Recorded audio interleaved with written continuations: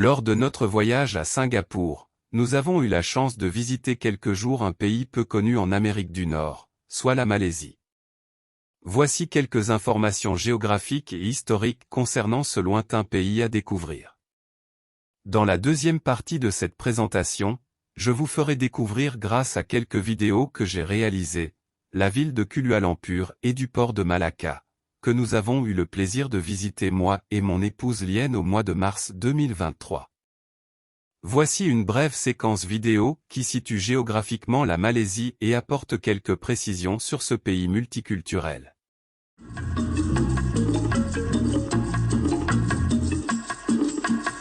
Connaissez-vous la Malaisie?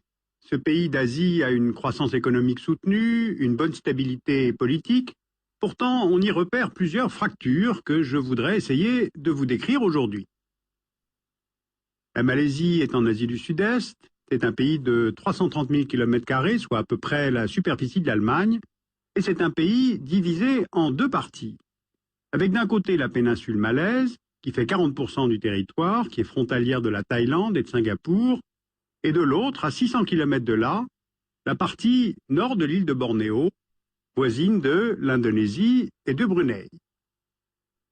Alors pourquoi une telle discontinuité territoriale? Eh bien évidemment, à cause de l'histoire. La Malaisie était une colonie britannique, les États de la péninsule malaise deviennent indépendants de Londres en 1957, puis en 1963, ils viennent former la Fédération de Malaisie, avec au sud Singapour, et au nord de Bornéo, le Sabah et le Sarawak. Alors Singapour quittera la fédération dès 1965, je vais y revenir plus tard, et aujourd'hui, la Malaisie est une monarchie parlementaire, avec à sa tête un roi, qui est coopté tous les 5 ans parmi 9 sultans. Aujourd'hui, c'est Mizan Zainal Abidin. Il y a 13 États dans la fédération, plus la capitale, Kuala Lumpur, symbolisée par 14 bandes rouges et blanches, que vous voyez là sur le drapeau, le croissant et l'étoile évoquant l'islam, religion majoritaire dans le pays.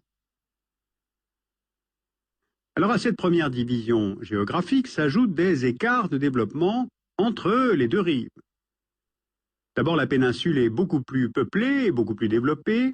C'est là que se trouve Kuala Lumpur, 3 millions d'habitants, avec son symbole, les Petronas Towers, qui sont plus hautes que l'Empire State Building à New York. À une trentaine de kilomètres plus au sud, une nouvelle ville, Putrajaya, est en construction et elle accueille déjà ministères et administrations fédérales. C'est aussi sur la péninsule qu'a été aménagée une sorte de Silicon Valley malaisienne, avec la ville nouvelle de Cyberjaya. Et plus au sud se trouve Singapour, où 60% du commerce malais transite par ce grand port mondial. Alors si on compare avec les régions de Sabah et de Sarawak, on s'aperçoit que celles-ci sont moins développées, car l'économie repose là sur l'industrie forestière, de plus en plus orientée vers l'exploitation de l'EVA et du palmier à huile. Et en fait, ces territoires sont un petit peu considérés par Kuala Lumpur comme une sorte de réserve territoriale. Donc un pays en deux parties, une absence de cohérence dans le développement, et à cela s'ajoute une grande diversité ethnique. La Malaisie a 27 millions d'habitants que l'on nomme les Malaisiens. À ne pas confondre avec le peuple malais, qui est majoritaire dans le pays et de religion musulmane. Les Malais vivent plutôt au nord et à l'est de la péninsule. Il y a aussi les populations tribales, telles les Orang Asli sur la péninsule, ou les Iban et les Bidayuh qui vivent sur l'île de Bornéo. Et ces deux groupes, malais et population tribale, représentent à peu près 65% des Malaisiens. Ils sont appelés Bumiputra, c'est-à-dire les fils de la terre, par opposition aux autres ethnies d'immigration récente. Il y a des Chinois qui viennent de Chine du Sud. Ils forment environ 25% de la population du pays. Les Anglais les ont fait venir au XIXe siècle pour la construction des ports de Penang et de Singapour, puis pour l'exploitation des mines d'étain, du Perak et du Selangor. Et aujourd'hui, la minorité chinoise joue un rôle central dans le pays pour tout ce qui est commerce et industrie. On trouve aussi des Indiens. La population d'origine indienne représente à peu près 8% des Malaisiens. Ils sont venus fin XIXe siècle. lorsque les Anglais développaient l'EVA, et aujourd'hui, la majorité des Indiens forment la classe plutôt défavorisée en Malaisie. Ils travaillent dans les grandes plantations agricoles ou sont ouvriers dans l'industrie. Et enfin, on compte quelques 2 millions de travailleurs étrangers, plus 1 million d'illégaux qui viennent principalement d'Indonésie, des Philippines et de Birmanie. Donc, en résumé, 3 grands groupes ethniques, Malais, Chinois et Indiens. Or, non seulement les Malais sont majoritaires en nombre, mais ils bénéficient également d'un traitement préférentiel par rapport aux autres populations. C'est-à-dire que le gouvernement, contrôlé par les Malais, facilite par des lois de discrimination positive l'ascension économique des Malais. Les postes clés de l'administration et des grandes entreprises publiques leur sont réservés, et cette politique a été mise en place à partir du milieu des années 60 pour lutter contre la prédominance économique de la minorité chinoise dans le pays. Et c'est d'ailleurs ce traitement préférentiel des Malais qui est à l'origine du retrait de Singapour de la Fédération de Malaisie en 1965. Bien, voilà donc un pays sans continuité territoriale, avec un développement inégal et des peuples qui ne sont pas traités de façon égalitaire. Tout cela pourrait être facteur de fragilité, et pourtant, le pays est stable. Deuxième partie. La colonisation de la Malaisie. La colonisation de la Malaisie. L'histoire de la Malaisie passe d'abord par son passé colonial.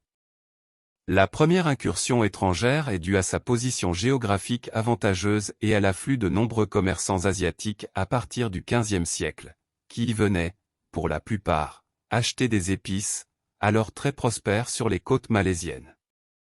C'est ainsi que les Asiatiques de confession musulmane vont dominer le pays à partir de 1420. Les commerçants indiens n'hésiteront pas à les suivre et à progresser dans le reste du pays.